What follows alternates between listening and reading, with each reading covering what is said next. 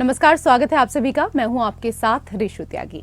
उत्तराखंड में global investors summit का शुभारंभ प्रधानमंत्री नरेंद्र मोदी ने किया, तो वहीं आज समापन में अमित शाह पहुंचे।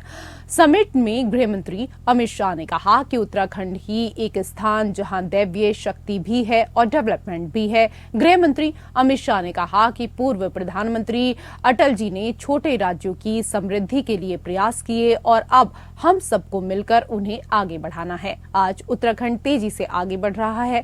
गृह मंत्री अमित शाह ने कहा कि डेस्टिनेशन उत्तराखंड की परिकल्पना की बात हो रही थी। मैं पहले उत्तराखंड आया था, तब मैंने सीएम धामी से पूछा था कि आपने क्या लक्ष्य रखा है, तो उन्होंने मुझे बताया कि 2 लाख करोड़ का, लेकिन आज 3.5 लाख के MOU हो गए हैं। इसके लिए मैं पूरे उत्तराखंड प्रशासन को बधाई और शुभकामना देना चाहता हूं। उन्होंने कहा कि आज का ये समारोह 3.5 लाख के MOU के साथ नए उत्तराखंड की अनंत संभावनाओं को तराशने की शुरुआत है। आज जब मैं यहां पर आया हूं तब ये जरूर कहना चाहूंगा, मैं एडमिनिस्ट्रेशन के आंकड़ों का विद्यार्थी हूं। उत्तराखंड की स्थापना से लेकर अब तक के उत्तराखंड के प्रोग्रेस के आंकड़ों को मैं बारीकी से देखता हूं, क्योंकि ये उत्तराखंड, झारखंड और छत्तीसगढ़ की रचना अटल जी ने छोटे राज्यों की रचना कर विकास को गति देने के एक्सपेरिमेंट के लिए की थी। एक्सपेरिमेंट का क्या प्रयोग आया, एक्सपेरिमेंट का क्या परिणाम आया, वो पूरी दुनिया के लिए बहुत महत्वपूर्ण है। इसलिए मैं बारीकी से देखता हूं। मैं आज बेझिझक कह सकता हूं कि भारतीय जनता पार्टी के नेतृत्व में और पुष्कर सिंह धामी के मुख्यमंत्री काल में उत्तराखंड ने सबसे ज्यादा प्रगति करने का काम किया है। और इससे पहले शुक्रवार को प्रधानमंत्री नरेंद्र मोदी ने उत्तराखंड में उत्तराखंड ग्लोबल इन्वेस्टर्स समिट 2023 का उद्घाटन किया था। इस अवसर पर प्रधानमंत्री ने जनसमूह को संबोधित किया। प्रधानमंत्री नरेंद्र मोदी ने कहा, मेक इन इंडिया की तरह एक मूवमेंट चलना चाहिए, वेड इन इंडिया, शादी हिंदुस्तान में करो। मैं तो चाहूंगा आने वाले 5 साल में अपने परिवार की एक डेस्टिनेशन शादी उत्तराखंड में करिए। अगर 1 साल में 5000 शादियां भी यहां होने लग जाएं तो एक नया इंफ्रास्ट्रक्चर खड़ा हो जाएगा और दुनिया की शादियां यहां होने लग जाएंगी। देहरादून और पंतनगर के एयरपोर्ट के विस्तार से एयर कनेक्टिविटी सशक्त होगी। यहां की सरकार हेली टैक्सी सेवाओं को राज्य के भीतर विस्तार दे रही है। ऋषिकेश, कर्णप्रयाग, ये रेल लाइन से यहां की रेल कनेक्टिविटी सशक्त होने वाली। आधुनिक कनेक्टिविटी जीवन तो आसान बना ही रही है, ये बिजनेस को भी आसान बना रही है। इससे खेती हो या फिर टूरिज्म, हर सेक्टर के लिए नई संभावनाएं खुल रही है। लॉजिस्टिक्स हो, स्टोरेज हो, टूर ट्रैवल और हॉस्पिटैलिटी हो, इसके लिए यहां नए रास्ते बन रहे हैं।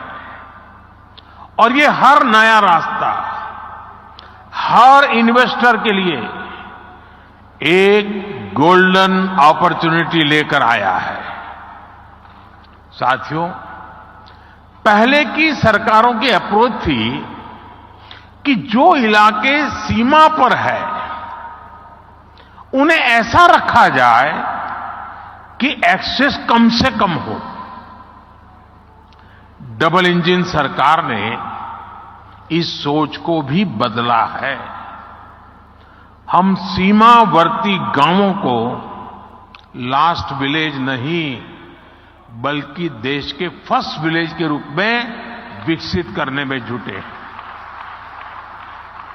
हमने एस्पिरेशनल डिस्ट्रिक्ट प्रोग्राम चलाया, अब एस्पिरेशनल ब्लॉक प्रोग्राम चला रहे हैं। ऐसे गांव, ऐसे क्षेत्र जो विकास के हर पहलू में पीछे थे, उन्हें आगे लाया जा रहा है। यानी हर इन्वेस्टर के लिए उत्तराखंड में बहुत सारा ऐसा अनटैप पोटेंशियल है जिसका आप ज्यादा से ज्यादा लाभ उठा सकते हैं। और अगली खबर भी देहरादून से है, जहां परेड में 343 भारतीय और 29 विदेशी कैडेट्स शामिल होंगे। उत्तर प्रदेश से 68 तो उत्तराखंड के 42 कैडेट्स शामिल होंगे। राजस्थान के 34, बिहार के 27, हरियाणा के 22, महाराष्ट्र के 28, पंजाब के 20, जम्मू कश्मीर के 10, हिमाचल प्रदेश के 14 कैडेट्स शामिल होंगे। साथ ही अन्य राज्यों के भी कैडेट्स शामिल होंगे। वहीं 12 मित्र देशों के 29 कैडेट्स भी इस दौरान शामिल होंगे। भूटान के 9, मालदीव के 4, श्रीलंका के 4, इसके साथ ही नेपाल के 2 और अन्य देशों के कैडेट्स पास आउट होंगे। परेड में मुख्य अतिथि के तौर पर सैबेंद्र सिल्वा सीडीएस श्रीलंका सलामी लेंगे। उधर पौड़ी शहर में प्लास्टिक निस्तारण को लेकर नगर पालिका की ओर से अब नई पहल की गई है, जिसमें पुराने प्लास्टिक से ब्रिक्स बनाई जाएगी, जिसको लेकर नगर पालिका कार्यालय के सभागार में नगर पालिका के कार्मिकों और सफाई कर्मचारियों को यूकास्ट के तत्वाधान में इको ग्रुप सोसाइटी देहरादून की ओर से इको ब्रिक्स बनाने का प्रशिक्षण दिया गया है।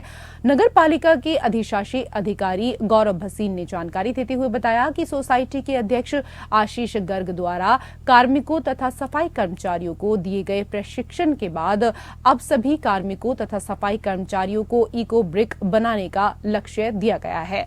बताया जा रहा है कि जो भी कर्मचारी बेहतर परिणाम देगा उसमें से अच्छी बोतल बनाने तथा सबसे ज्यादा बोतल बनाने वाले कर्मचारियों को 500 इनाम देकर सम्मानित किया जाएगा। बताया गया कि इको ब्रिक का इस्तेमाल पालिका क्षेत्र के अंतर्गत बेंच बनाने के काम में लिया जाएगा। कि जो हम देखते हैं अलग अलग तरह का प्लास्टिक वेस्ट पौड़ी में भी बढ़ता जा रहा है पूरे देश की तरह। उस प्लास्टिक वेस्ट का वर्तमान में कोई प्रबल डिस्पोजल टेक्निक हमारे पास उपलब्ध नहीं है कि उसका किस तरीके से निस्तारण किया जाए। तो इस संबंध में जो ये सोसाइटी है इनके द्वारा इको ब्रिक बनाने का एक नवीन कॉन्सेप्ट जो है इजाद किया गया है, जिसके बारे में आज ये सोसाइटी के जो प्रतिनिधि हैं उनके द्वारा ट्रेनिंग दी जा रही है। और इस ट्रेनिंग में नगर पालिका के सभी कर्मचारी मौजूद हैं और इसी ट्रेनिंग के पश्चात हम इको ब्रिक बनाने का एक प्रतियोगिता शुरू करेंगे शहर में, जिसमें सम्मानित जनता भी पौड़ी की प्रतिभाग कर सकती है और उसमें कुछ आर्थिक जो अवार्ड है वो भी दिया जाएगा।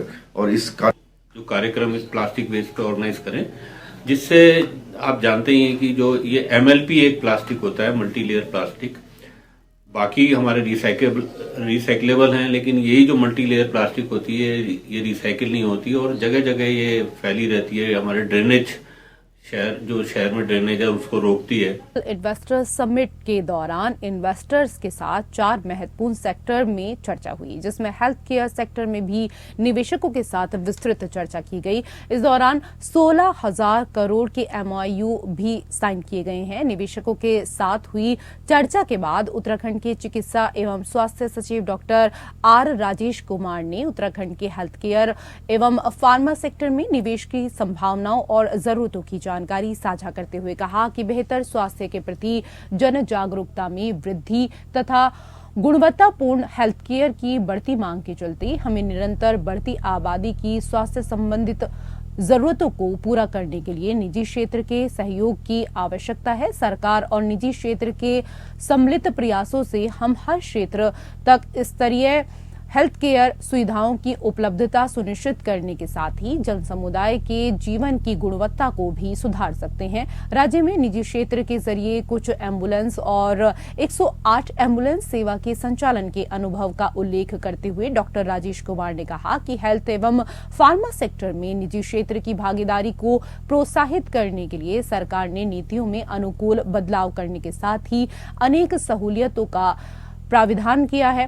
राज्य सरकार ने हरिद्वार मेडिकल कॉलेज देहरादून स्थित 300 बेड के सुपर स्पेशलिटी कैंसर अस्पताल, मोतीनगर हल्द्वानी स्थित 200 बेड के सुपर स्पेशलिटी अस्पताल, हरिद्वार स्थित 200 बेड के MCH सेंटर को lease on and transfer model पर निजी क्षेत्र के सहयोग से संचालित करने का निश्चय किया है। उन्होंने कहा कि उत्तराखंड राज्य में हेल्थ केयर पर निवेश की संभावनाएं हैं।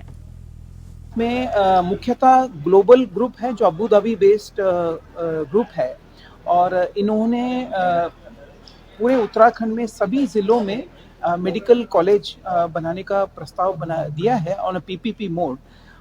तो इनका लगभग 16,000 करोड़ का प्रपोजल है और इसके अलावा हमने फार्मा इंडस्ट्री के साथ भी दो जो मेजर प्लेयर्स हैं फार्मा में, ईस्ट अफ्रीकन ओवरसीज और अकुम्स ग्रुप, जो पहले ही उत्तराखंड में कर रहे हैं, ये एक्सपेंशन मोड में है। तो इन लोगों के द्वारा भी जो है लगभग 1,000 करोड़ के आसपास का कमिटमेंट दिया गया है। हमने इनके साथ 1,000 करोड़ का MOU किया है। तो टोटली आज जो है लगभग 16,000 करोड़। इससे पहले उत्तराखंड इन्वेस्टर समिट शुरू होने से पहले जो हमारी रोड शोज थी उसमें लगभग 2,000 करोड़ के आसपास जो है MOUs हमने किए थे। उधर Uttaranchal federation of minister services के तमाम कर्मचारियों ने आज राजधानी देहरादून में 1 दिवसीय धरना प्रदर्शन किया, जहां सैकड़ों की संख्या में फेडरेशन से जुड़े तमाम कर्मचारी मौजूद रहे। वहीं इस मौके पर Uttaranchal federation of ministerial services के प्रदेश अध्यक्ष पूर्णानंद नौटियाल ने कहा कि हमारी मुख्यतः जो मांगे हैं उन पर शासन स्तर से अब तक कोई अमल नहीं किया गया, जिसके चलते हम आज प्रदेश के अलग अलग जिलों में धरना दे रहे हैं। साथ ही उन्होंने कहा कि अगर हमारी मांगों पर विचार नहीं किया गया तो आगे चलकर हम और तेज आंदोलन करने के लिए बाध्य हो जाएंगे। इसके साथ ही पूर्णानंद नौटियाल ने कहा कि अब तक शासन स्तर पर कई बार वार्ता हो चुकी है, लेकिन कोई हल नहीं निकल पाया है।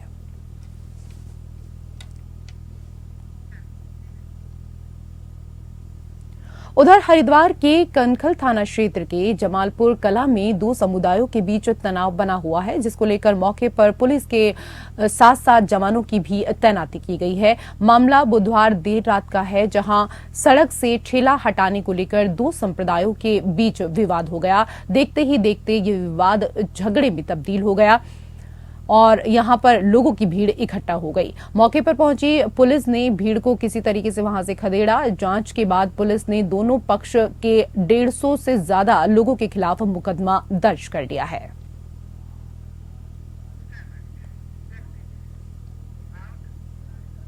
उधर मुख्यालय से लगभग 5 किलोमीटर दूर पौड़ी सत्या खाल रोड पर स्थित केंद्रीय विद्यालय में इन दिनों पानी की समस्या से स्कूल के बच्चे और स्टाफ जूझते हुए नजर आ रहे हैं। वहीं जानकारी देते हुए प्रभारी प्रधानाचार्य मनीष भट्ट ने बताया कि लगभग 10 से 15 दिन से विद्यालय और विद्यालय के स्टाफ के कक्षों में पेयजल आपूर्ति बाधित है और कहा कि जब जल संस्थान से शिकायत की गई तो कुछ दिनों तक पेयजल आपूर्ति विद्यालय तथा स्टाफ कक्षों में की गई, लेकिन अनियमित जलापूर्ति के चलते विद्यालय प्रबंधन और छात्रों को समस्याओं का सामना आज भी करना पड़ रहा है। उन्होंने जानकारी देते हुए बताया कि स्कूल से तकरीबन 7 से 10 किलोमीटर दूर मुख्यालय पौड़ी के लक्ष्मी नारायण मंदिर के समीप जल स्रोत से उन्हें देर शाम को पानी भरकर निजी वाहनों से लाना पड़ रहा है। उन्होंने जल संस्थान से केंद्रीय विद्यालय और स्टाफ कक्षाओं में जल्द सुचारू रूप से पेयजल आपूर्ति करवाने की मांग की। वहीं इस पूरे मामले में विभाग के आला अधिकारियों ने कहा कि जल्द ही केंद्रीय विद्यालय जाने वाली लाइन को सुचारू कर दिया जाएगा, जिससे बच्चों को पानी की समस्या न हो पाए। एसटीएफ और देहरादून पुलिस के संयुक्त प्रयास से रिलायंस ज्वेलरी लूट में 8वें आरोपी को भी गिरफ्तार कर लिया गया है। विक्रम कुशवाहा नाम का ये आरोपी लूट की घटना के दौरान शोरूम के बाहर पिस्टल के साथ गाड़ी में मौजूद था। पुलिस ने इस आरोपी को उत्तर प्रदेश के पीलीभीत से गिरफ्तार किया है। इस आरोपी को पायलट नाम के कोड से बुलाया जाता था और इसका काम लूट के दौरान यदि कोई अंदर आता हुआ नजर आए या मामला बिगड़ता हुआ दिखाई दे तो बाकी लुटेरों को सचेत करना और उनको रेस्क्यू करके ले जाना था।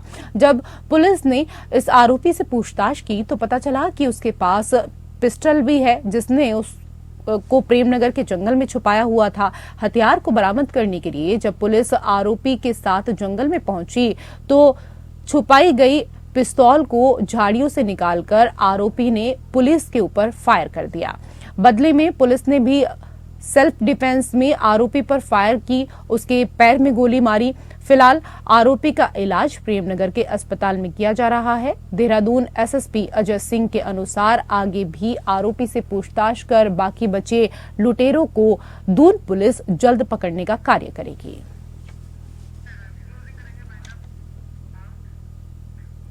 उत्तराखंड की खबरों में मेरे साथ फिलहाल इतना ही। नमस्कार।